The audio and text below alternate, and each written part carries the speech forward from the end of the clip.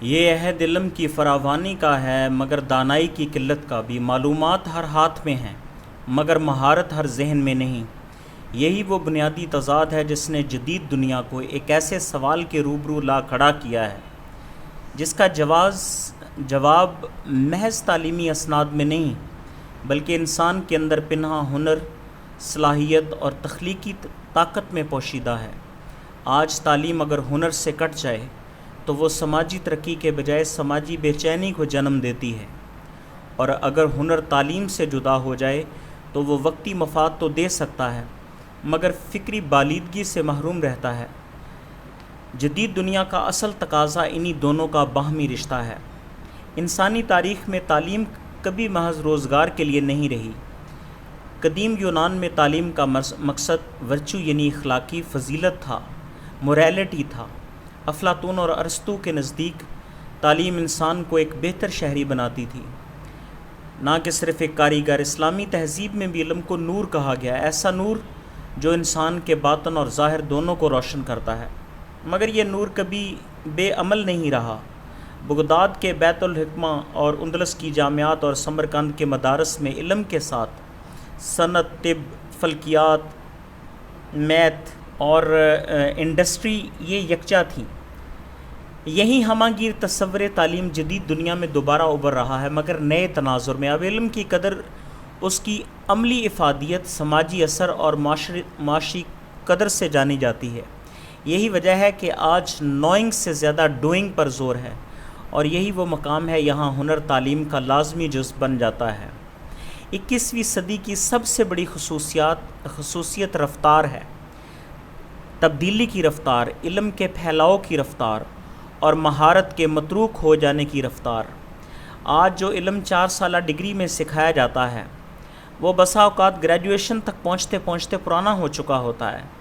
یہ 2023 کی world economic forum کی رپورٹ ہے، اور اس کے مطابق 2027 تک 60% ملازمین کو اثر نو سکلز کی اپ گریڈیشن کی ضرورت ہوگی، یعنی ان کو نئے سرے سے اپنی سکل سیکھنے کی ضرورت پیش آئے گی۔ اے آئی اور آٹومیشن کے باعث 8.5 کروڑ نوکریاں ختم ہوں گی مگر 9.7 کروڑ نئی سکل بیسڈ نوکریاں پیدا ہوں گی۔ یہ اعداد و شمار اس بات کی دلیل ہیں کہ مستقبل نوکریوں کا نہیں مہارتوں کا ہے۔ اب سوال یہ نہیں کہ آپ نے کیا پڑھا بلکہ یہ ہے کہ آپ کیا حل پیش کر سکتے ہیں۔ تعلیم یافتہ بے روزگاری، ایجوکیٹڈ ان امپلائمنٹ جدید دنیا کا ایک خاموش بحران ہے۔ جنوبی ایشیا، افریقہ اور لاطینی امریکہ میں لاکھوں نوجوان ڈگریاں لیے در در کی ٹھوکریں کھا رہے ہیں۔ پاکستان میں یہ بحران زیادہ گہرا ہے۔ 2022-23 کے پاکستان اکنامک سروے کے مطابق نوجوانوں میں بے روزگاری کی شرح 11% سے زیادہ ہے، اور شہری تعلیم یافتہ طبقے میں یہ شرح دیہاتی علاقوں سے کہیں زیادہ ہے۔ یہ اعداد محض معاشی نہیں بلکہ نفسیاتی المیہ بھی ہیں۔ ایک نوجوان جو خود کو قابل سمجھتا ہے مگر معاشرہ اسے کارآمد نہیں مانتا، وہاں احساس محرومی، غصہ اور سماجی اضطراب جنم لیتا ہے۔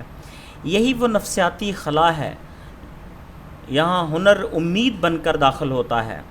ماہرین نفسیات جیسے البرٹ بینڈورا کے مطابق انسان کی کامیابی کا دار و مدار سیلف ایفیکیسی پر ہے، یعنی یہ یقین کہ میں کر سکتا ہوں۔ ہنر اس یقین کو جنم دیتا ہے۔ تعلیم انسان کو سوال کرنا سکھاتی ہے مگر ہنر اسے جواب تخلیق کرنا سکھاتا ہے۔ اسلامی روایت میں بھی ہنر کو غیر معمولی مقام حاصل ہے۔ حضرت داتا گنج بخش کشف المحجوب میں لکھتے ہیں کہ محنت اور کسب انسان کو سوال سے بچاتا ہے، اور سوال سے بچنا روحانی آزادی ہے۔ یہی وجہ ہے کہ ہنر نہ صرف معاشی خود مختاری بلکہ نفسیاتی سکون اور انسانی وقار کا ضامن بھی ہے۔ اگر ہم جرمنی کے ڈول ایجوکیشن سسٹم کو دیکھیں تو وہاں طالب علم تعلیم کے ساتھ عملی تربیت حاصل کرتا ہے۔ نتیجہ یہ ہے کہ جرمنی میں نوجوانوں کی بے روزگاری یورپ کے مقابلے میں کم ترین ہے۔ جنوبی کوریا نے 1960 کی دہائی میں تعلیم کو صنعت کے ساتھ یعنی انڈسٹری کے ساتھ جوڑا تھا، اور آج وہ ٹیکنالوجی کا عالمی مرکز ہے۔ فن لینڈ نے نصاب میں پرابلم سالونگ سکلز اور ہینڈ آن لرننگ کو مرکزی حیثیت دی، جس کے نتائج PISA رپورٹس میں نمایاں ہیں۔ یہ تقابلی مطالعہ یعنی یہ ہم نے کمپیریٹیو اسٹڈی کی ہے، یہ واضح کرتی ہے کہ وہی قومیں ترقی کرتی ہیں جو تعلیم کو زندگی سے جوڑتی ہیں، جو تعلیم کو انڈسٹری سے جوڑتی ہیں۔ پاکستان کے برعکس پاکستان امکانات سے خالی نہیں ہے۔ مایوسی کا جو بیانیہ ہم نے گھڑا ہوا ہے، اس کے برعکس پاکستان میں بہت سے امکانات ہیں۔ 2023 کی رپورٹ کے مطابق آئی ٹی کے اندر 2.6 ارب ڈالر فری لانسنگ میں عالمی درجہ میں پاکستان ٹاپ کے اوپر ہے، اور نوجوان آبادی جو اس میں پارٹیسپیٹ کر رہی ہے وہ 64% ہے، جو 30 سال سے بھی کم ہے۔ تو یہ سب اس بات کی دلیل ہیں کہ اگر تعلیم کے ساتھ ہنر کو منظم انداز میں فروغ دیا جائے تو پاکستان نہ صرف بے روزگاری کم کر سکتا ہے بلکہ عالمی معیشت میں باوقار مقام بھی حاصل کر سکتا ہے۔ اصل سوال یہ نہیں کہ تعلیم یا ہنر، بلکہ سوال یہ ہے کہ کیسی تعلیم اور کیسا ہنر۔ ایسی تعلیم جو تنقیدی سوچ سکھائے، کریٹیکل تھنکنگ سکھائے، جو موریلٹی پیدا کرے، اخلاقی شعور پیدا کرے، سماجی ذمہ داری کو اجاگر کرے، اور ایسا ہنر جو تخلیقی ہو، بدلتے وقت کے ساتھ ہم آہنگ ہو، عالمی معیار پر پورا اترتا ہو۔ یہ امتزاج، یہ بلینڈ ہی جدید انسان کی اصل پہچان ہے۔ مستقبل کا انسان وہ نہیں ہوگا جو صرف جانتا ہو، بلکہ وہ ہوگا جو سیکھتا رہے، خود کو بدلتا رہے اور نئی قدریں تخلیق کرے۔ تعلیم اسے سمت دے گی اور ہنر اسے رفتار۔ ایک کے بغیر دوسرا ادھورا ہے۔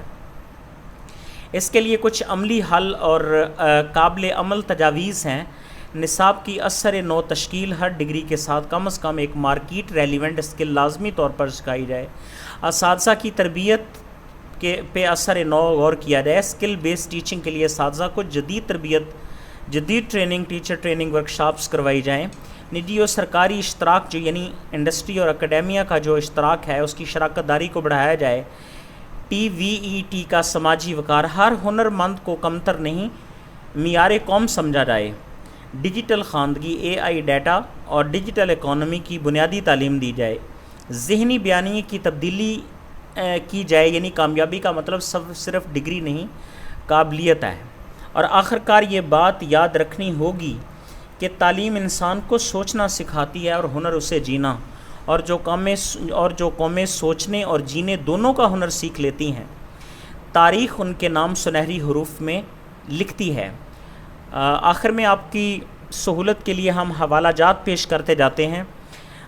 یہ ہم نے ورلڈ اکنامک فورم کی report future of jobs report 2023 میں سے لی ہے، OECD اسکلز آؤٹ لک بک 2022 میں سے لی ہے، ہارورڈ بزنس ریویو 2022 میں سے لیا ہے، پاکستان اکنامک سروے 2022-23 میں سے یہ لیا ہے، pioneer global big economy index میں سے لیا ہے، البرٹ بینڈورا کا self efficacy the exercise of control لیا ہے، ابن خلدون کے المقدمہ کیا ریفرنس ہم دیتے ہیں، علی حجویری کی کشف المحجوب کا ہم نے ریفرنس دیا ہے۔ تو اس طرح یہ حوالہ جات آپ کی سہولت کے لیے آخر پہ ہم نے بیان کر دیے ہیں، اور ان کو ہم نیچے ان باکس میں بھی دے دیتے ہیں تاکہ آپ اس ڈیٹا کو جو آپ کو پیش کیا ہے اس کی آپ کریڈیبلٹی کو چیک کر سکیں۔